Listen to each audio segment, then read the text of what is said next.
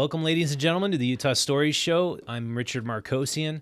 On the program with me is a very exciting guest. It's Soren Simonsen, who is Executive Director of the Jordan Commission. And I met Soren about, it's probably been 14 years. He was, at that time, a newly elected city council member for Sugarhouse, and he was fighting to save the historic architecture in Sugarhouse. He's an architect by trade, but he's also was a co-founder of the Impact Hub in downtown Salt Lake City, which is a co-working space. He helped spearhead the S-Line, is that accurate? Mm-hmm. That exists in Sugarhouse, one of the coolest urban trails that goes right through the middle of Sugarhouse. And we're going to talk about all things related to the growth of Salt Lake Valley and how we make it more walkable, how we make it more transit-friendly. Soren, thanks a lot for being on the show. Thanks, Richard, for having me. I guess, first of all, you're an advocate for smart growth as opposed to stupid growth. Is that the alternative? I guess. I don't know. How would you say Salt Lake City fills in? Like, are we growing on the smarter side of things or more on the dumber side of things? There's a lot of positive things that are happening. When you talk about Salt Lake, it's hard to know whether you're talking about Salt Lake City proper, which, it encompasses just a small portion of the Salt Lake Valley. A lot of people refer to Salt Lake as the whole Salt Lake metro area as well. So I think there's a lot of positive things that are happening. There's also a lot of things that leave me scratching my head, and there's some things that really keep me up at night too. Our air quality is closely linked to our transportation systems, and that continues to be a real challenge for people's health and wellness. Yeah, to me, and I think to a lot of people who are suffering right now because our air quality's been really bad the last couple of weeks. Yeah. I am wondering, why is it that we are so car dependent in this valley, even more so than places like Denver, where our air pollution problems are even far worse than Denver because of the shape of our valley? Why is it that we don't do more about it, do you think? It's hard to know why we don't do more about it. I think a lot of people don't make the connection about how much an auto dependency affects our air quality. I think there's been, fortunately, a lot of media attention on that, particularly over the last 5 or 6 years. When I first was elected to the city council in 2006, it was pretty rare that we saw a correlation between the poor air in the valley and our transportation system. And I spent a lot of my political capital during that time trying to raise awareness, worked on many air quality initiatives and linked a lot of them to transportation, particularly the build out of our public transit system, which I think is, compared to other conservative parts of the country, I think we actually are making a lot of really great progress. We're starting to see a lot of connection made to the active transportation systems now, kind of commensurate. We talk often about it in terms of first mile, last mile for a really effective public transit system. But I think people are discovering that you can ditch the transit too and just use active transportation. Mm-hmm. And, for a lot of trips that we take every day that are less than a couple miles in length, there's no reason to drive, except that we don't have the infrastructure for it. And even in Salt Lake City, we're still fighting for that infrastructure. Yeah. We can go into detail about, some things that happened on 21st South or didn't happen on 21st South. Interesting thing about Salt Lake City is we have really great plans.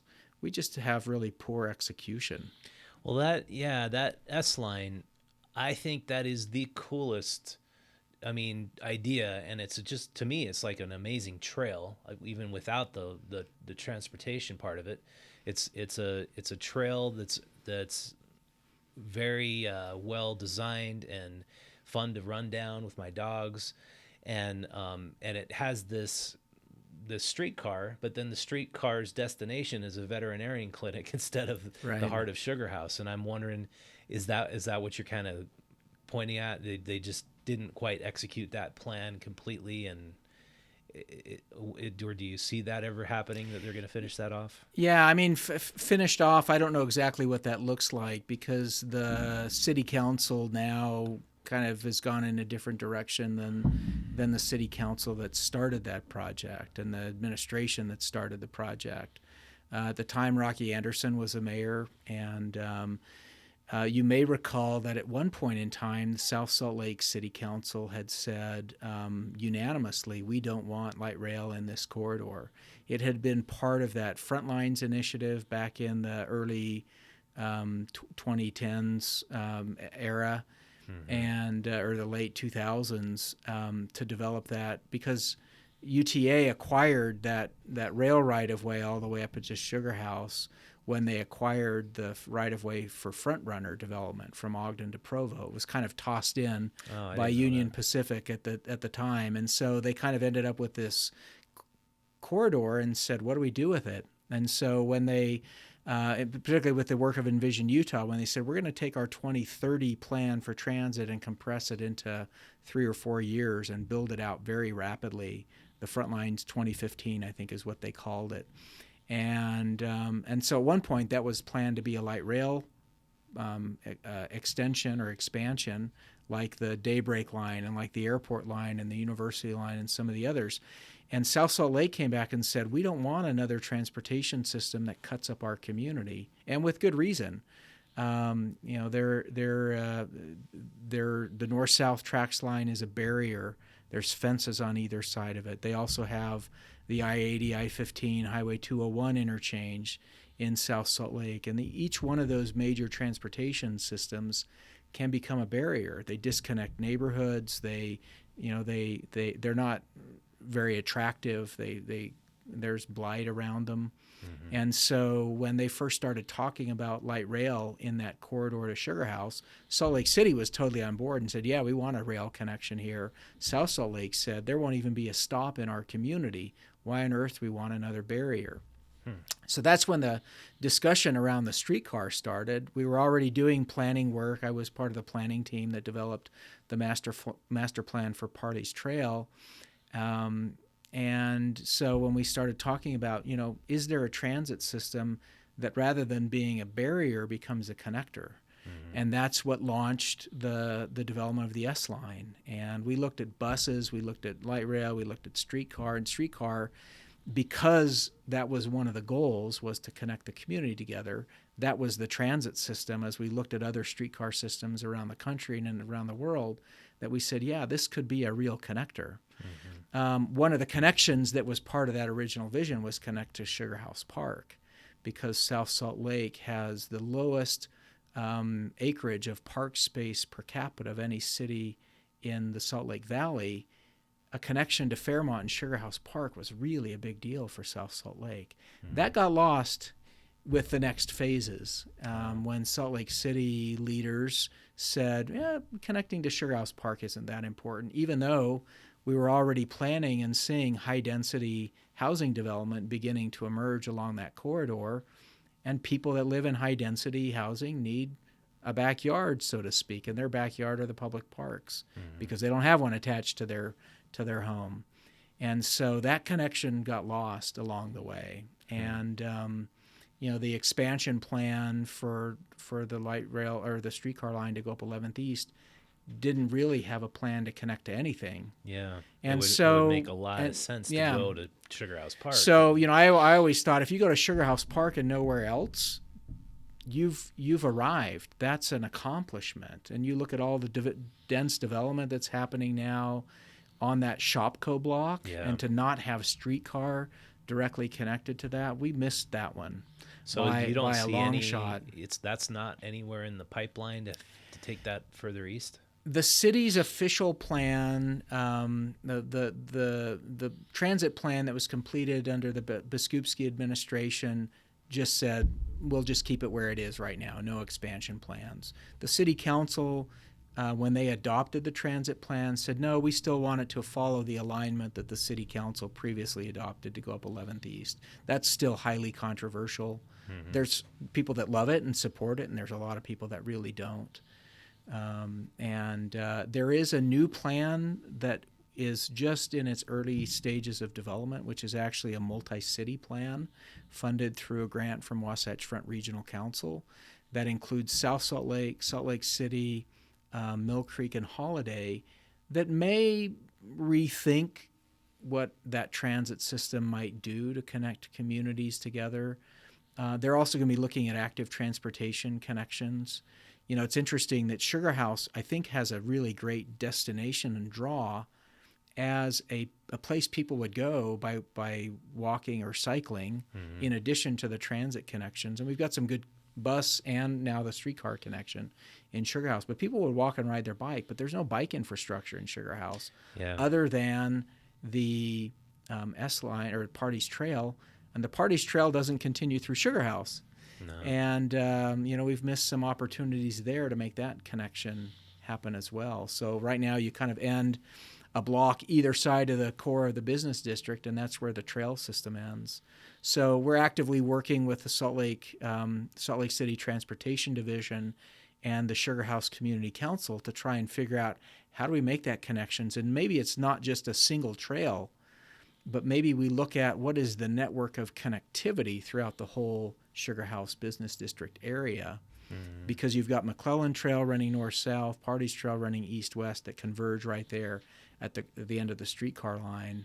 And so there's some really cool ideas that we're working on right now. We just got some funding from Salt Lake City, $500,000 to specifically deal with that interconnection of the S-Line and the Party's Trail and McClellan Trail that hopefully will produce some really great, innovative ideas that are kind of unlike anything we've seen before in Salt Lake. Cool. Yeah, it seems like it's almost there. It just like a lot of pieces just need to fit together. And I live in Sugarhouse, and I think that I'm hoping the new administration puts that as a top priority, and it sounds like they are with the money that you've gotten. That probably has nothing to do with the new administration, but Sugarhouse is just becoming so congested, full of traffic and vehicles, and it's so much harder to get around now than it was even just 2 years ago.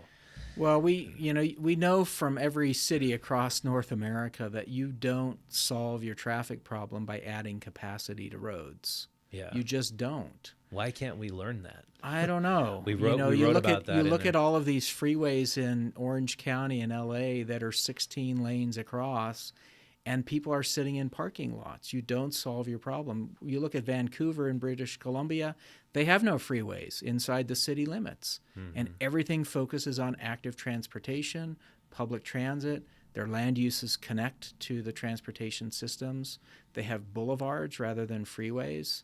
So their street networks are all interconnected. They have got great intersection density. I mean, all of the things that the new urban movement has been promoting, you can see in cities in the West that, and Vancouver's an interesting case study because the metro area is about the same size as the Salt Lake metro area. It was settled around the same time. I think it was settled 2 years after Salt Lake was.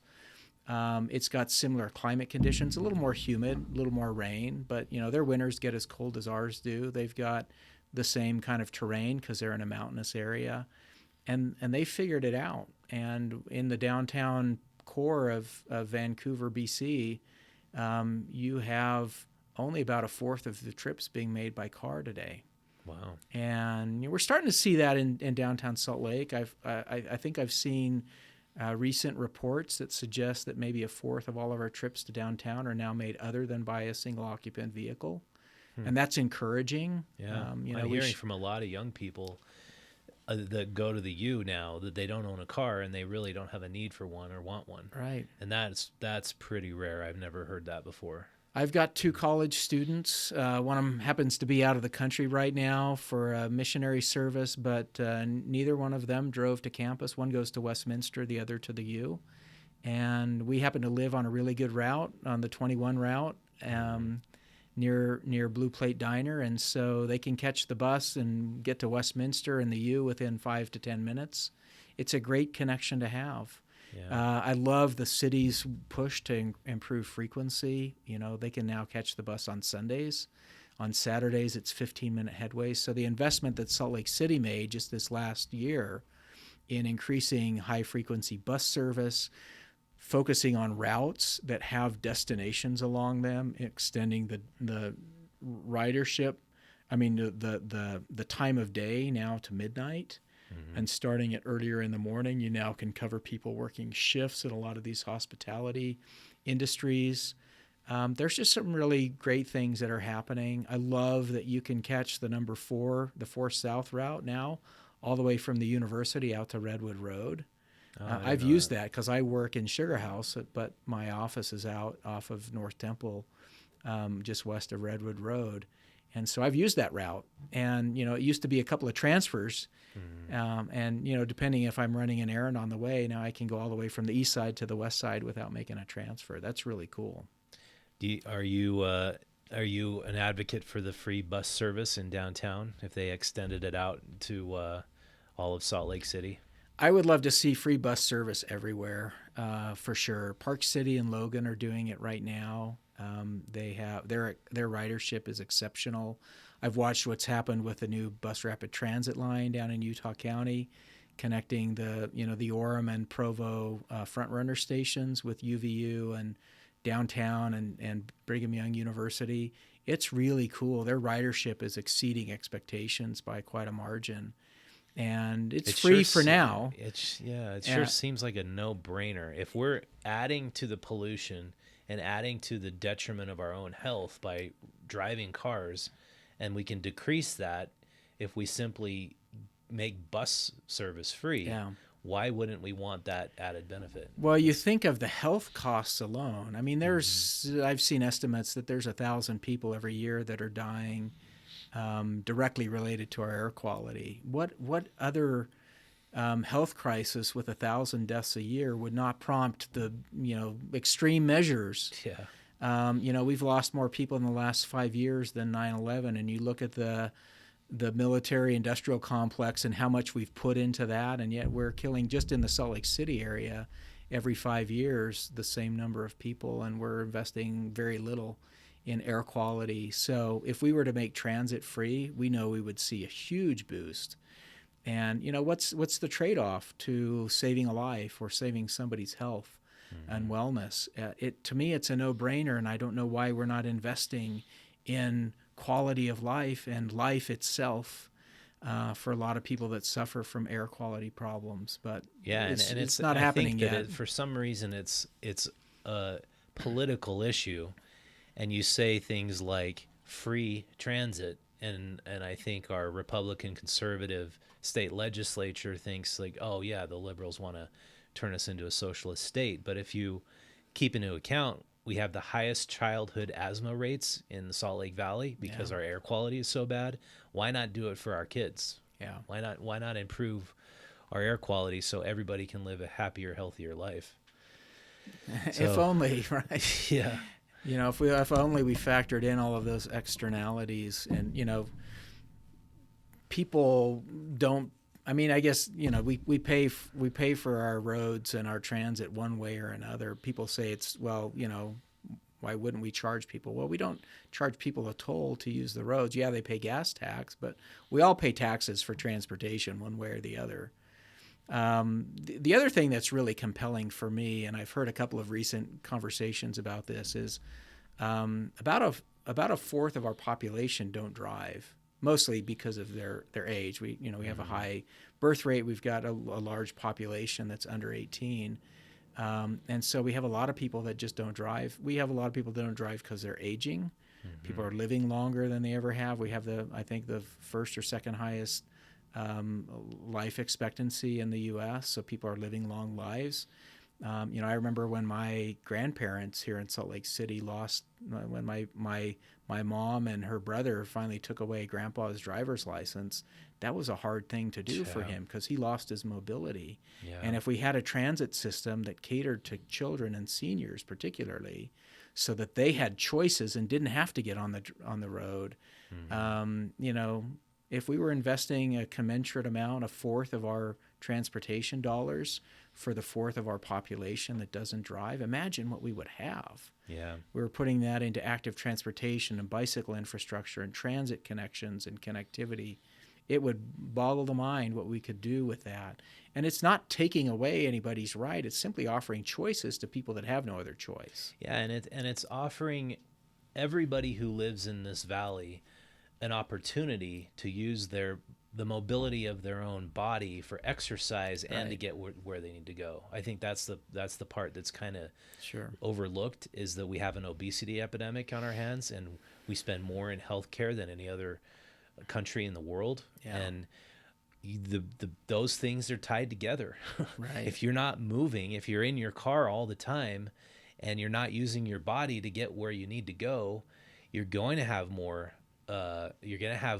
diabetes, more heart problems. You're going to have more obesity, and those problems could be solved if we just make things more walkable, if we make more walkable communities. Well, I would extend the health crisis even beyond that. I was just listening to a podcast the other day about the Urban 95 movement, which is 95 is, the 95 centimeters is the average height, I think, of a 3-year-old. And so this movement is about designing cities for kids. And if it's safe for a 3-year-old, then it's safe for everyone. A really cool notion, but I think we're seeing extreme cases of suicide, anxiety, and depression. I think that's tied to both physical and mental health that our transportation system is fueling. It's not the only reason. There's a lot of factors, vitamin D deficiencies and things like that. But if we're out walking more, we get more vitamin D from the sun. Altitude affects that. There's a lot of factors, but being outside more would certainly be healthier. It's good for our physical health. It's good for our mental health. It's good for our environmental health. It's good for our social health. I think that a lot of this divide that we have politically and otherwise, we could reshape our communities in positive ways if we were connecting with people rather than sitting in traffic. That just people are sitting in traffic listening to whatever side of the news they listen to get curated reporting. Whereas if you were out walking and meeting people on the bus, it changes your perception of who you share this community with in a very communal kind of way. So, I feel really fortunate to live in Sugarhouse because I have 2 dogs that absolutely need running every day, and I run them up through Westminster's ravine and then over to the top of Sugarhouse Park, and then down through Sugarhouse Park, and then underneath the Parleys, on the Parleys Trail where they put the tunnel and and then we go through Fairmont Park, and then we go down the S-Line Trail, and we go down to 3rd East, and then back up to 7th East back home, and it's just like this really wonderful loop where I can go through 4 different sort of nature areas, and I think that is really rare to be able to do something like that. And it's really thanks to the thought that we should just make things a little easier for pedestrians, and we should make access to our parks available to more people.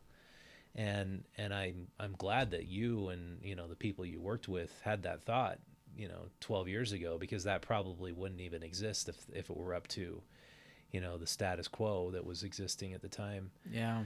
But why is that not so prevalent in Utah? Do you think it is just like this just myopic vision that you just need a car to get where you need to go? I think it's just what people are used to. The car culture has been around for 100 years now, and we've built our entire transportation system around that back in the 40s and the 50s and the 60s, and then it's just been kind of on cruise control, so to speak, that we have not considered that maybe we need to create better choices for people that may be limited because of age or ability or economics or whatever. There are a lot of people. It's very expensive. We've built, our housing models have been built around it as well. It's, drive till you qualify. And so our land use patterns and everything else are also linked to, this ubiquitous auto-oriented system. So we've developed suburbs that are completely auto-dependent, much more so than, even Salt Lake City and South Salt Lake and Holiday and Mill Creek and some of the older suburbs have a a certain amount of walkability built in just because of their compactness. And the new suburbs that have been built in the last 30 years have just kind of even lost any of that compactness. They're just very, very, Yeah, there's no connectivity. It's one cul-de-sac subdivision after another, as opposed to the early suburbs that at least had networks of streets, and you could going a mile actually was just a mile. Now, to go a mile as the crow flies, sometimes you have to go 3 or 4 miles along busy arteries to get, just around the corner, if you will. Yeah. Because nothing's connected. Yeah, and you go out to places like Sandy and Draper, and you see that they just didn't incorporate parks and open space and green space or walkability, and those are all afterthoughts, and it's just it's unfortunate. But when you look at how when you look at like the suburban model, do you think that that's just a highly flawed model that we should just let that die and come up with something better or new? Would you go that far? Yeah, I would go that far. Yeah. And it's hard when it's what and there's, people have perceptions that I have to live on a cul-de-sac because it's not safe. But, the streets that lead to those cul-de-sacs carry a lot more traffic than if you had a grid of streets like some of the early suburban neighborhoods in Salt Lake and South Salt Lake and Mill Creek do, where, everything is kind of interconnected. And so you have 10 routes that you have to get from point A to point B that's a mile away, and you can walk, you can take your bike, you can drive a car. If you've got transit, that's a connection, and you have all of these options when you've got connectivity built in.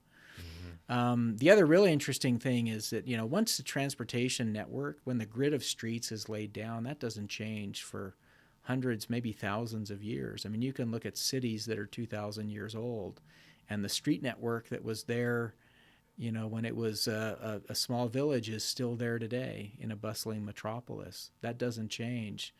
And I think that is a really, really detrimental part of how a lot of our suburban growth has developed, with all these cul-de-sac networks and, hyper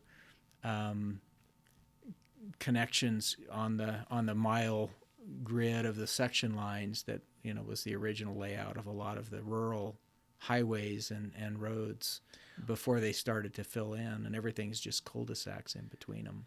Yeah, and when you look back and you see how we got into this model of building suburbs, and it's really pretty unique to the United States.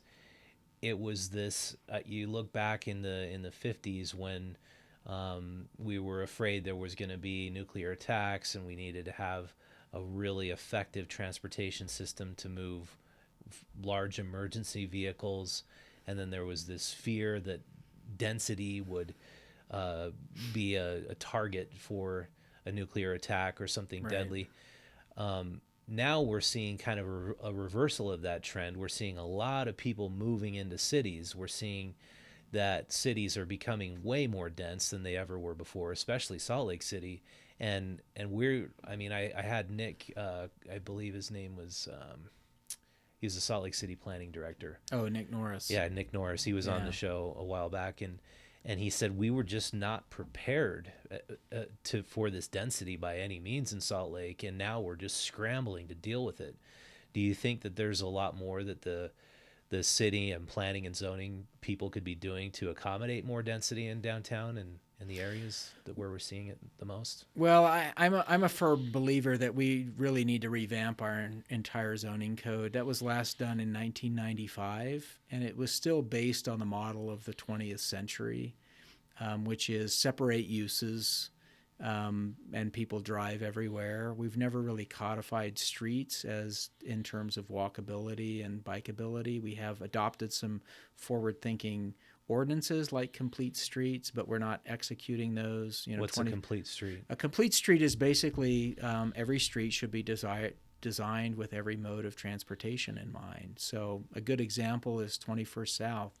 We have plans dating back to the 1980s in Salt Lake City that call for 21st South to be a bike route.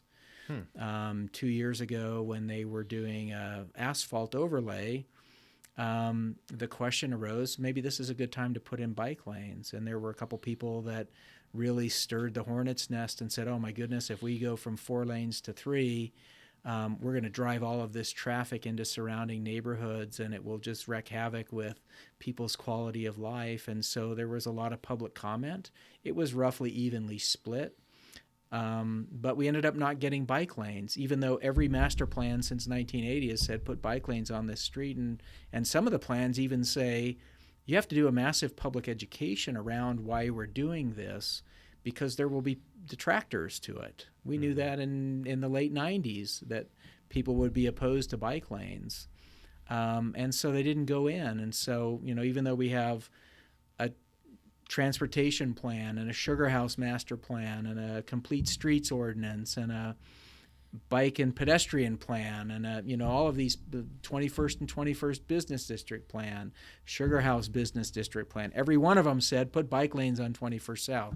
It didn't happen. We didn't implement it. People were too afraid of it, huh? People are afraid of things that actually are non-fear. I mean, their perception is reality. There is no data that suggests going from 4 lanes to 3 will increase traffic congestion or push traffic into streets. And we have great examples, 23rd East and 9th East and other streets in Sugarhouse or nearby that are exactly that configuration. Yeah, they have true. 2 travel lanes, a center turn lane so you can access business and homes, and a bike lane on the outside. They work great. But for whatever reason, we've ignored the evidence and said we're just going to, respond to hysteria about this because we're not familiar with it. It's different than what we had. There was a lot of hysteria about, traffic congestion on 13th East when we added bike lanes on 13th East a few years ago, and yet traffic congestion's no worse than it was. And in fact, in some ways, it's probably better because we have better transit options. So a lot of people going to the university can take alternatives now that they couldn't take a few years ago. The other really, and this one's almost humorous to me, is the number of people that drive to Sugarhouse Park to get out of their cars and recreate. I would say that the Sugarhouse Park is probably the biggest traffic generator in the Sugarhouse area. Maybe on a Saturday morning, the shopping center there will generate a little bit more traffic. But Sugarhouse Park is a huge traffic generator, and it sometimes it just boggles the mind that people will drive a mile to get out and go jogging 2 miles. You got the tunnel under 13th East. And so to change, we have to change the narrative and say it's okay to walk a mile or bike a couple of miles to get to a destination. It doesn't take that long. It's good for your health, and when your destination is outdoor recreation anyway, we should be putting our entire focus on Sugarhouse Park, how to get people safely there by bike. Yeah. And that's the discussion. That's what our master plans say. If you read Plan Salt Lake, if you read the Sugarhouse master plan, they say pedestrian bike first. Pedestrian bike first. And we're simply not executing those plans.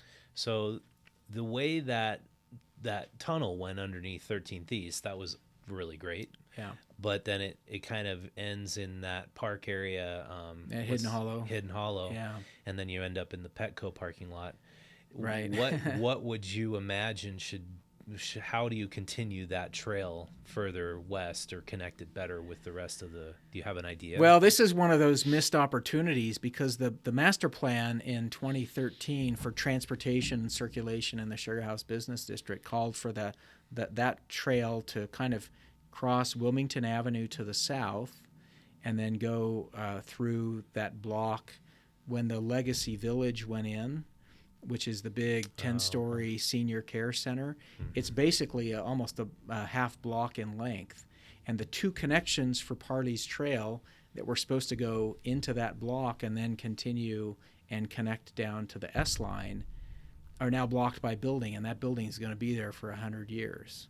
So that was a huge missed implementation. Yeah. And the crosswalks are even on Wilmington Avenue. There's 3 crosswalks, one at Douglas Street, one at 12th East, and one at Elizabeth Street. And when they rebuilt Wilmington Avenue, they put in the crosswalks, and the crosswalks don't connect because you just got a big, long, almost block-length building that precludes anything from ever happening there. Yeah, it was. In It's in almost. in It's just like almost there. And I come down that with my dogs, like yeah. almost like 3 or 4 times a week, and we have to jaywalk across because we want to go to Fairmount Park, but we don't want to jet across and have to use the crosswalk near the Fairmont, or on the other side of Fairmont Aquatic Center. So we'll have to find other ways to solve that, to make that connection through there. Wilmington Avenue has bike lanes on. Maybe there's some modification there. There's still some other development happening in the Sugarhouse area. If the Sundance outlet and that little strip center on Highland Drive eventually redevelops, which, I imagine at some point development pressure will get to the point where they'll see a higher and better use for that property than a strip shopping center. That might be when that connection eventually gets made. And in the meantime, we'll just have to find some other workarounds to make that connectivity through there happen. So backing up to when you and I first met, like, I guess it was about 12 years ago, and you were fighting to save the old buildings in Sugarhouse on the granite block, and you compare old Sugarhouse the way it was with historic architecture, that whole block being local businesses, and I think it was just more shops. With how it is today, do you think that it was a great loss that that those buildings weren't retrofitted architecturally to make work for what we wanted to have in the? Yeah, I mean, it could have happened, and that was the community's preference. That ship in some ways sailed back in 1995 when the city did this comprehensive rewrite of the zoning ordinance for the whole city, and that area was zoned for 150-foot height limits.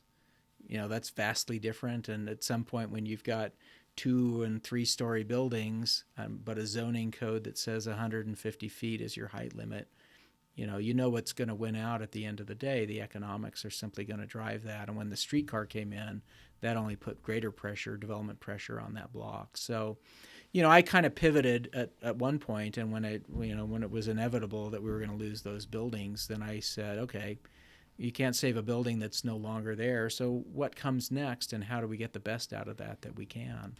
Yeah. And then the focus went on developing the plaza and creating social spaces in Sugarhouse, getting mid-block connections through that block so that as development is happening, and that we create social spaces and connectivity for people on various kinds of mobility. With a lot of density, we didn't want to see cars grow.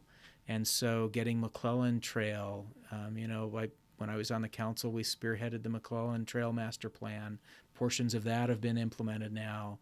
The Party's Trail Master Plan, most of that's been implemented. We just got one final connection to the Jordan River and figuring out the couple blocks through the Sugarhouse Business District. So it's cool to see a lot of this infrastructure really coming to fruition. And it's just a matter of understanding what's in your plans and working to implement those plans.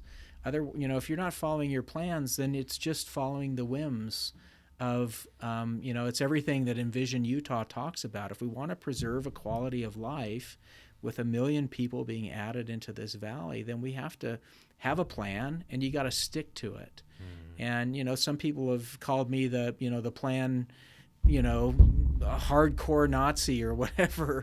We have really good plans for the city.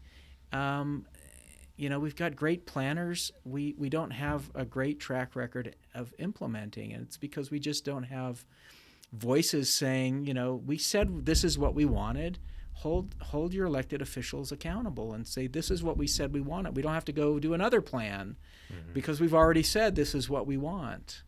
And people's perceptions, I think, don't change all that much from one decade to the next. So let's just focus on implementing what we've said we're going to do, and we'll have a really great city when it's done. Have you been pretty active behind the scenes since you got out of the city council? Have you been working to see that those plans came to fruition? Yeah, I remain really active with the Sugarhouse Community Council. I don't serve on the Community Council itself. I work with a couple of committees, the land use and the transportation committees. And so we're reviewing applications for new development. We try and tweak and fine tune and encourage the developers to do things a little bit different than they would if they were out in West Jordan or Sandy. There's a lot of development happening all over the valley, and some of it is done in a way that really, I think, will produce great results in 15 or 20 years, and some of it is very suburban.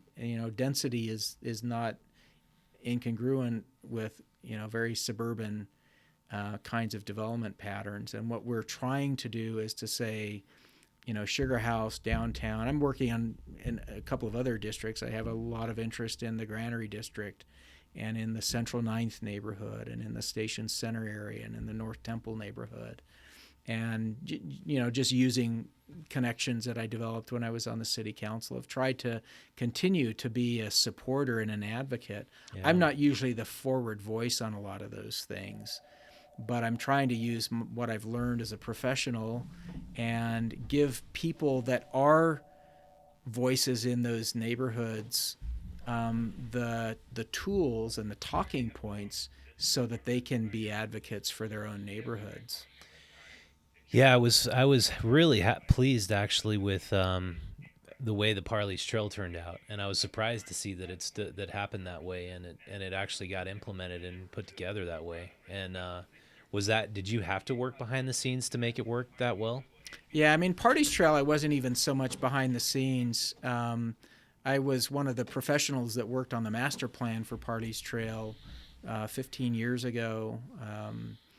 And then it was one of the things that prompted me to run for city council. Some members of our nonprofit board that has kind of been the advocate behind Party's Trail said, you know what, you get this. Help us get it done, because we knew we needed participation from the city and departments and funding and everything else. And so that became one of the major platform pieces when I first ran for city council in 2006. And we got about 75% of it done in the 8 years I served on the city council. Just, a little bit here and there, increment by increment, we got it done. And then we had to, get South Salt Lake keyed into it. And I've worked closely with South Salt Lake city leaders through several changes in administration and changes in staff to make sure that we had buy-in from other communities, and Salt Lake County the same way. Sometimes it's just keeping those conversations alive with decision makers that are making decisions about funding and design and implementation to say, don't forget about this. We've made a lot of progress. Once you've started and built some momentum, it's easier to keep it going. Mm-hmm. Getting that first momentum built can be the biggest challenge sometimes, but you do have to sustain it. And the Party's Trail is not done yet. We're working hard on making the connection to the Jordan River right now. Mm-hmm.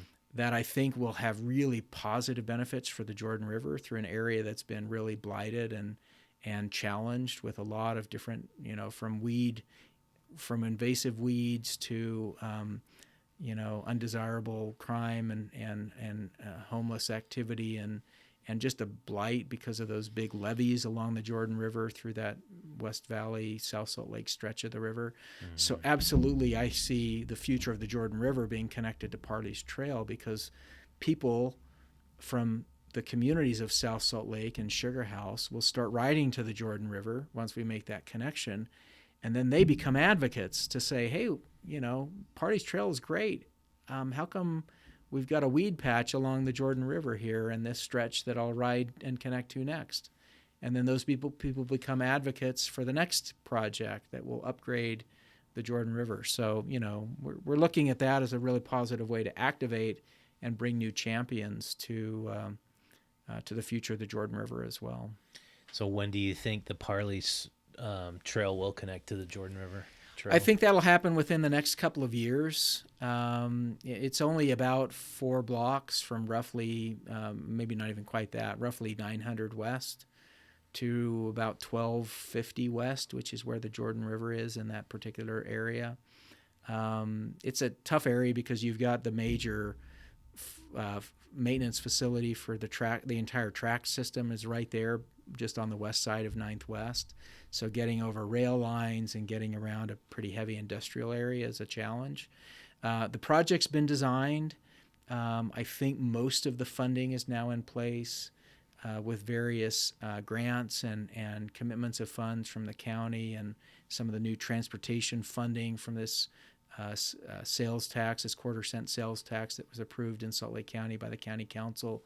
A lot of different funding sources are slowly coming together to fill in the remaining gap. That's a expensive project. It's several $1,000,000 to make that because of the track crossings and the river crossing and everything else that has to come together there. But that happened with the last project that completed the Jordan River Parkway Trail, the bridge that goes from 2nd South past the Fisher Mansion across the Dominion Energy and Rocky Mountain Power industrial sites, the main power plant downtown to connect at North Temple. That was about a $6.5 million project to go 3 blocks. Huge bridge. And we're talking about something of that same magnitude down in Party's Trail to make that last connection. But I think many people, many decision makers, elected officials and otherwise, understand how important that last connection is. And we're seeing the commitment to get there and find the resources necessary to make that connection. Well, I think that there's a real economic incentive there too, that maybe some more leaders are understanding that when you have all of these access points, you have trails and you have transit and you have walkability, it actually improves property values.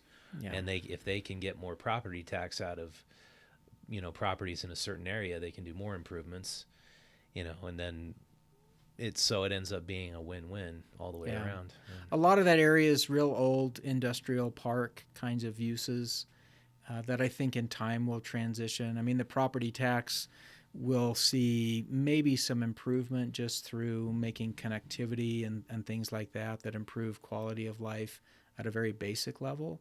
But I think when you'll really start to see a transition of that area in terms of valuation is when people start to see the river as an asset, as a front door. And you see, in addition to transit-oriented development around light rail stations on the Green Line over in that area, but also see river-oriented development. Rather than industrial properties that kind of turn their back on the river, you start to see mixed-use development and neighborhood development. You're already seeing it in South Salt Lake down around 39 South and 36, 37 South, new neighborhoods that are being developed right around the river.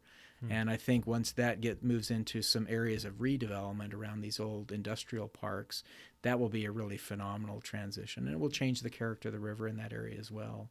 Salt Lake County's already taken some leadership. Just earlier this year, they had an ideas competition that generated some really positive buzz and really incredible ideas. Some are viable. Many of them are, way out there. But I think we'll see some really positive developments around the river.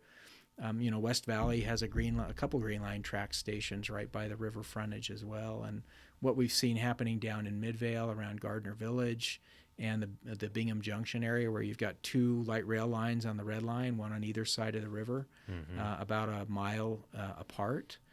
The trail development down there, the housing development, pretty dense urban housing happening on both the West Jordan side and the Midvale side. I think you'll start to see that transition happen there in West Valley and South Salt Lake eventually. Yeah, that'll be very cool.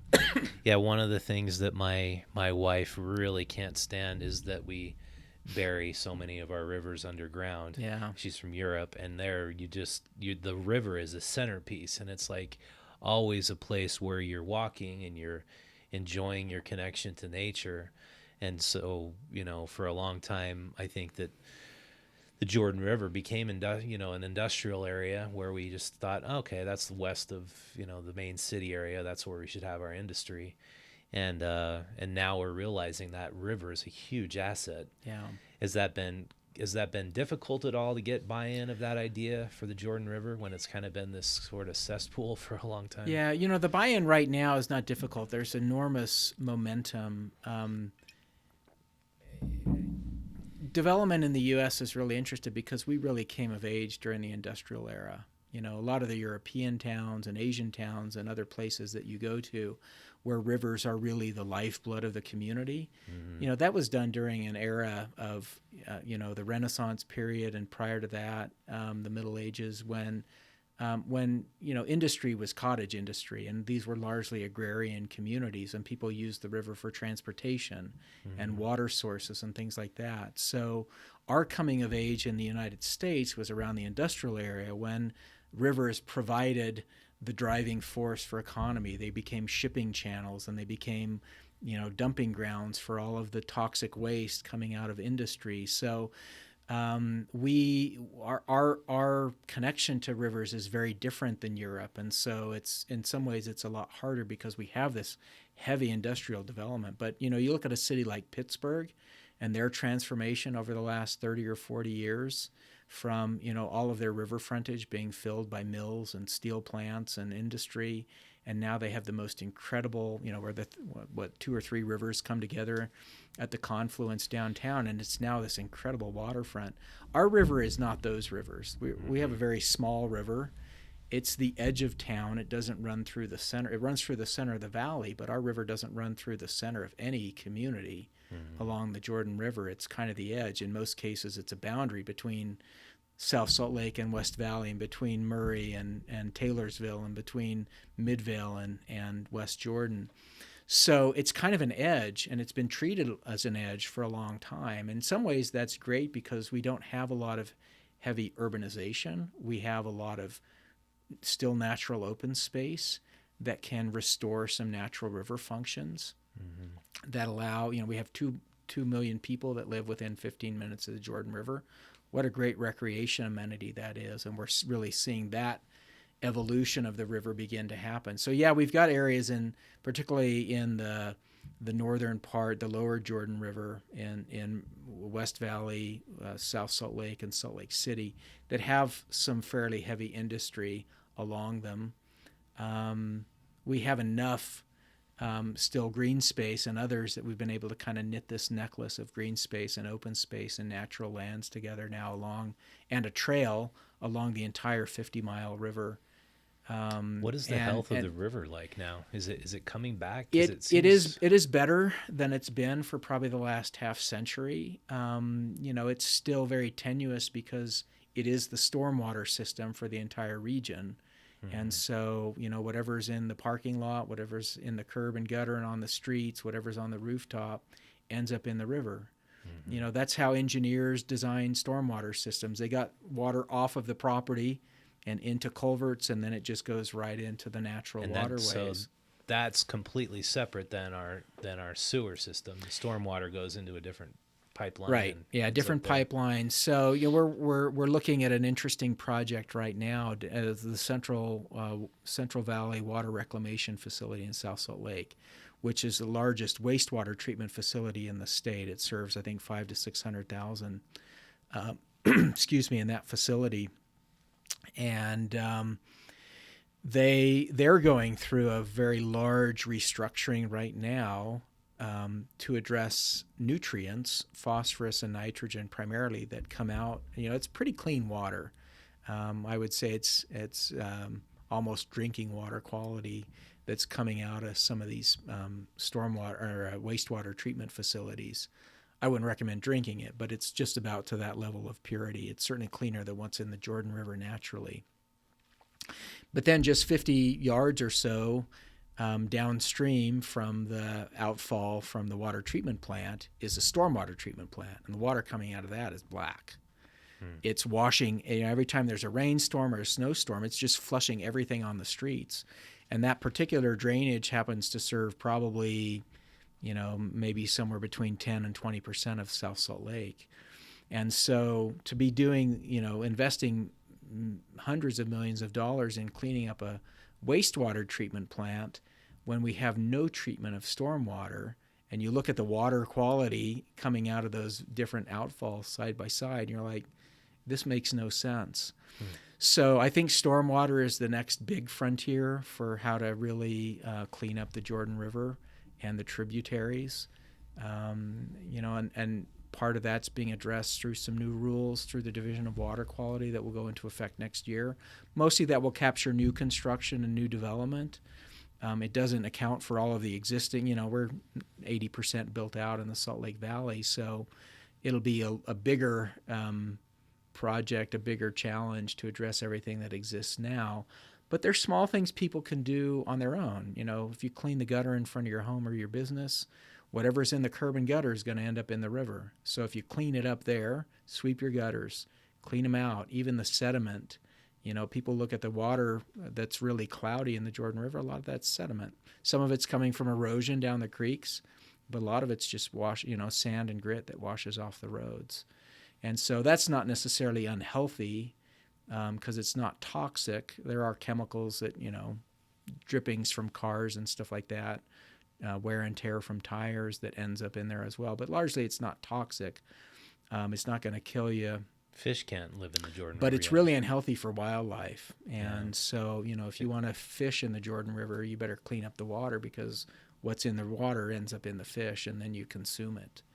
And so that's the real challenge. There are a lot of people that are discovering it's really great to fish on the river. Oh, there are fish. There's some good trout fishing around the confluence areas of the creeks. Mm-hmm. There's a lot of catfish. I grew up on catfish, so some people think it's trash fish, but hush puppies and catfish were a favorite staple of ours in the South. So it can be pretty good eating. But I'd be reluctant to eat fish caught in Salt Lake City. I wouldn't have that same reservation in Draper or Midvale necessarily because they don't have the same stormwater contamination that we do here. It's like the airshed. We're at the bottom of the watershed, so everything flushes and flows downstream. So Salt Lake City and South Salt Lake kind of get the brunt of it because of where they sit in the watershed. So you think it's only going to get better, the water quality and the wildlife and the ecosystems along the river? I think there is a lot of movement in that direction right now. More people are recreating around the Jordan River, and so people that care about the quality of their recreation experience are starting to pay attention to it, and there's a lot more voices. People are discovering it's a really scenic river to paddle. Yeah, it's fun to run and along. I have a great time it's running great. along there It's great to jog and run it. I don't know if you've ever paddled it, but that's a completely different experience. My neighbor paddles it, and he's like the only one. I've paddled this last year. I've paddled almost the entire length of the Jordan River twice. Really? Yeah, awesome. I've only been through the Narrows once. A friend who's a river rat guided me through that in August. The water level was low, and we actually ended up having to portage about 2 miles because there was a section down in Bluffdale where there was just no water left in the river. It was just a marshy swamp with Phragmites. So where did you put in? We put in at Utah Lake. Well, that particular ride we put in at the there's a little trailhead at the kind of the south end of Thanksgiving Point. So we put in there just underneath a bridge where there weren't any weeds. Mm-hmm. It was kind of a steep bank, not very easy to get in and out. But we put in there. We paddled up to the Narrows where the first dam is, and then we had to portage around the dam and the pump stations and everything. I think there's 6 canals or maybe 5 canals that come out of the river right at that point. And then we found a trickle of water, but it was not much more than a creek, and we paddled down to the next dam in Bluffdale, and beyond that dam there was no water left. It was just a marsh.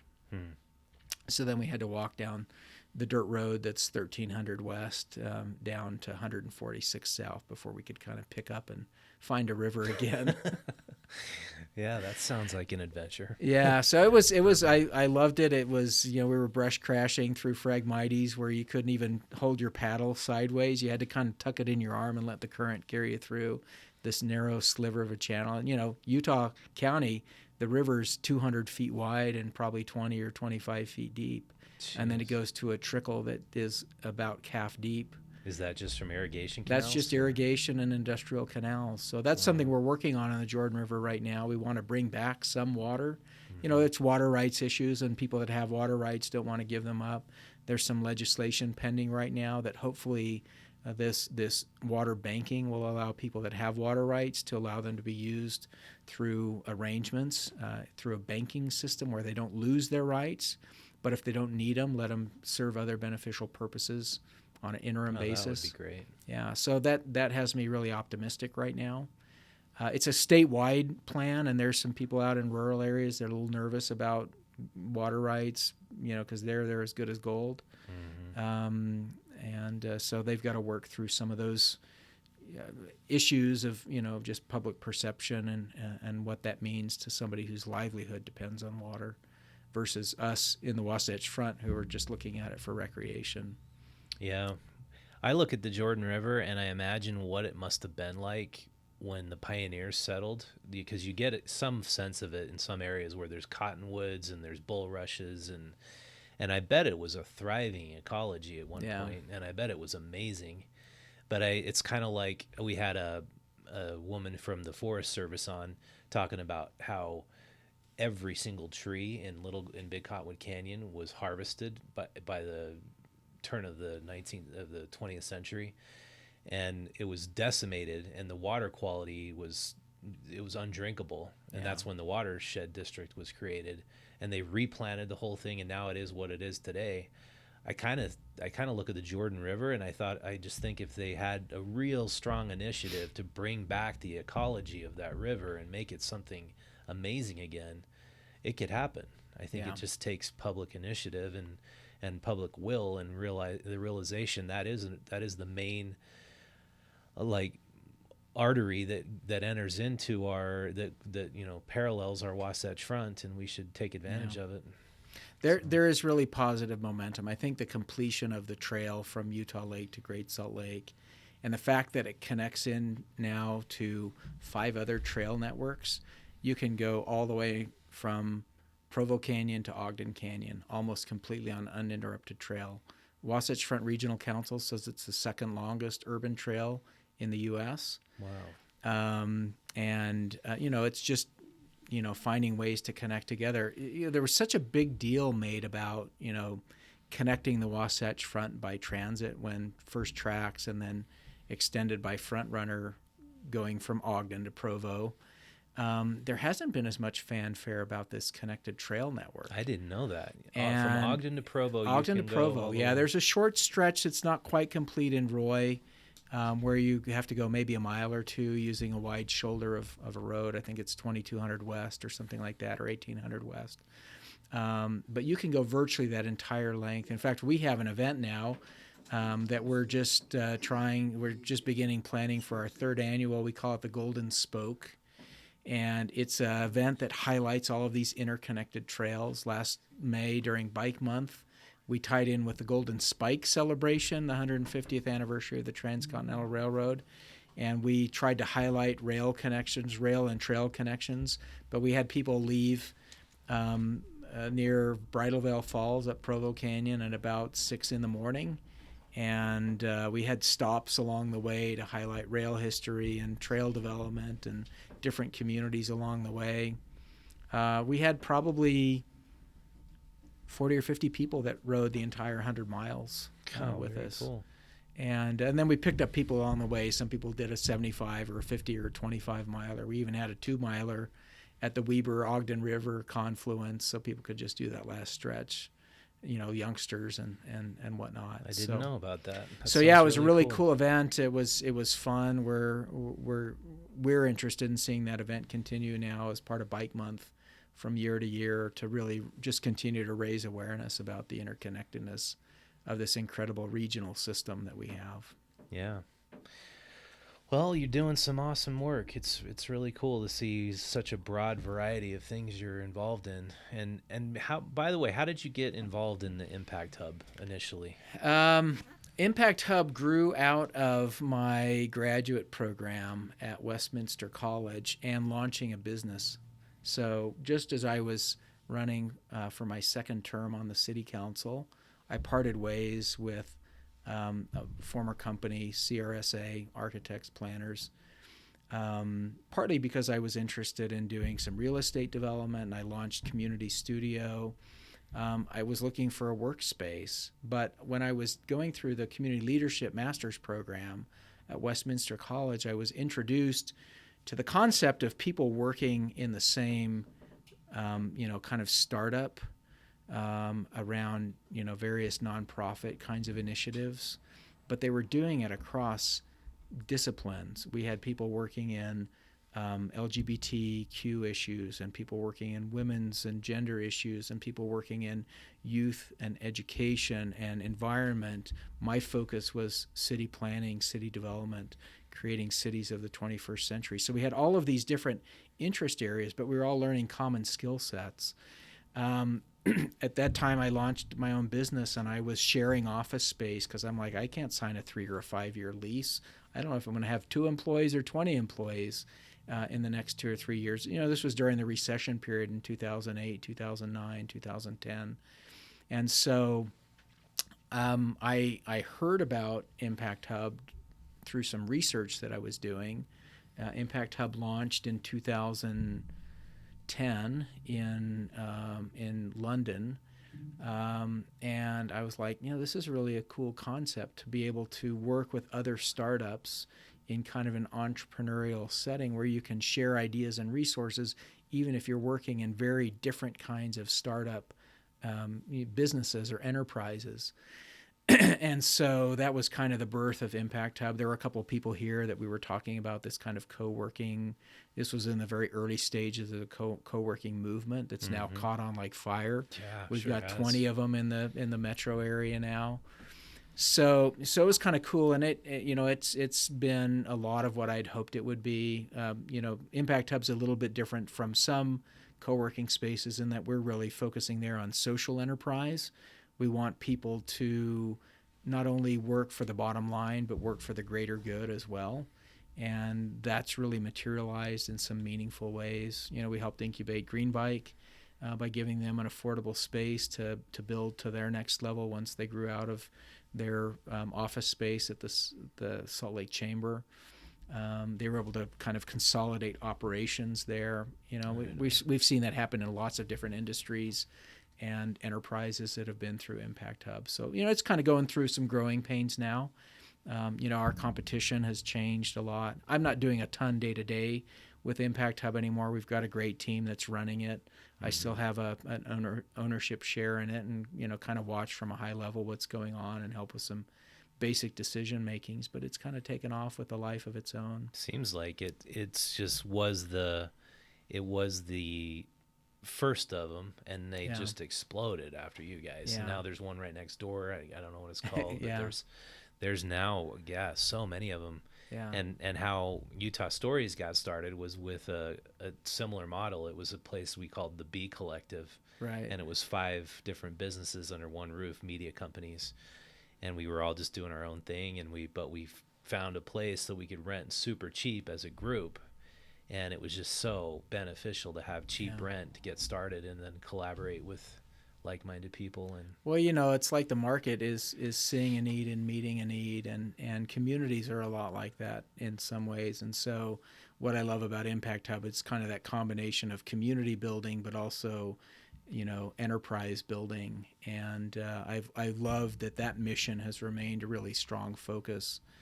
Not just providing an affordable workspace or an innovative place to hang your shingle, but also finding ways to connect community and draw out, what we're doing is part of a greater good. I don't think you can run a business in the 21st century that's just about making profit. There are too many things we know about how we touch on social issues and environmental issues and community issues and everything else.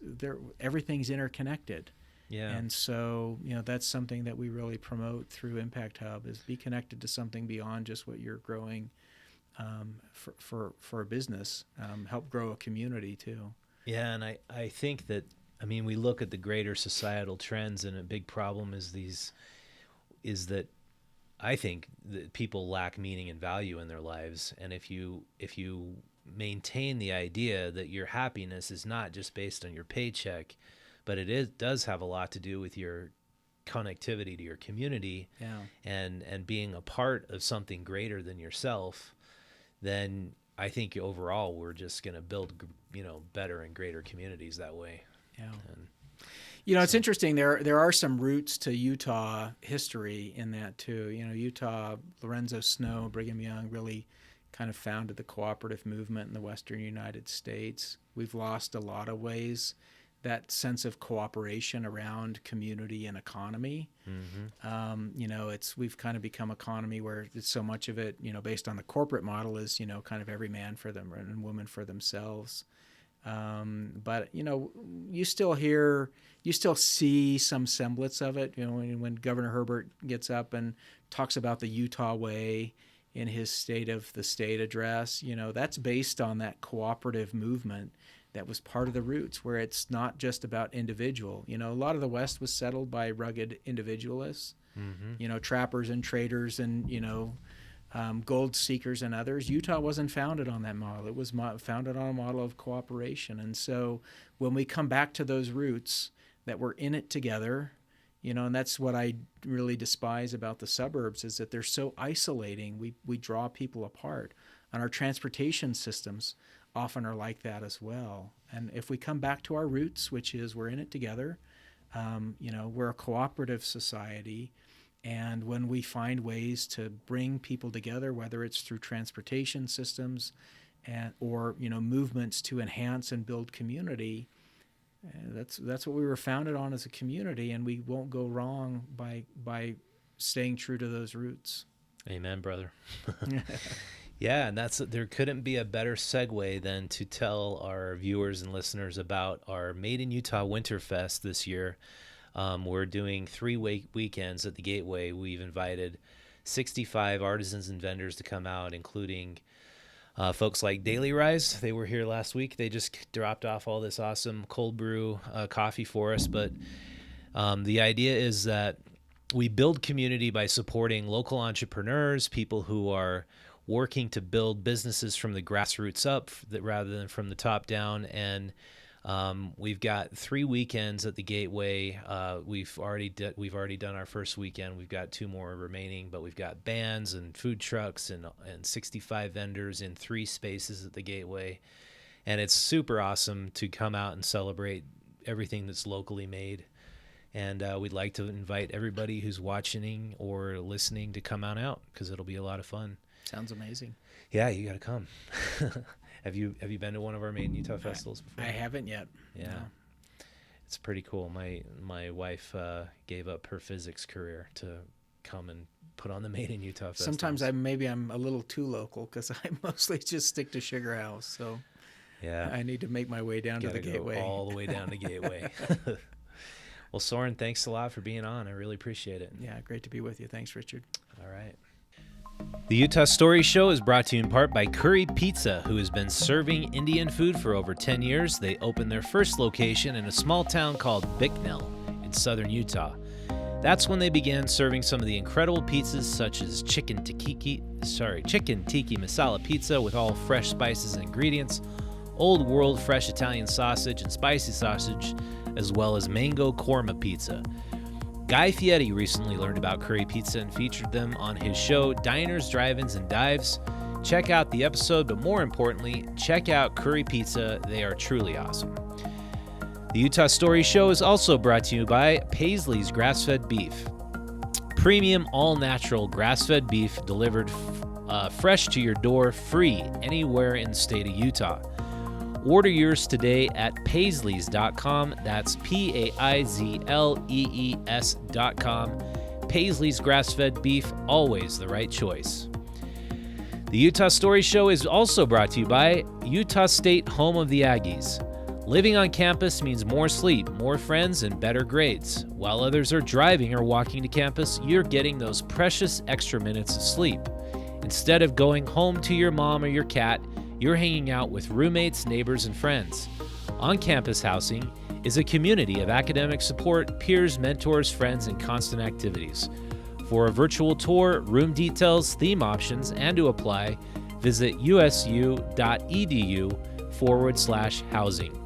Utah Story Show is also brought to you by Legends Pub and Grill, which is locally owned and serves fresh, wholesome, delicious ingredients. They have everything from awesome appetizers to main dishes like steaks, burgers, and sandwiches, salads, pizzas, calzones. Plus, they now offer gluten-free and vegetarian options. Legends features over 30 craft beers, and they have talented bartenders that make all sorts of tasty creations featuring local spirits. Kick back, watch your favorite game on their big screens while you enjoy a truly awesome meal. They accommodate all ages because they have a bar area and they have a restaurant area, which you have to do in Utah. And they have 2 locations to serve you, downtown at 677 South, 200 West, and at their brand new Southtown location, 10631 South, Holiday Park Drive in Sandy, Utah.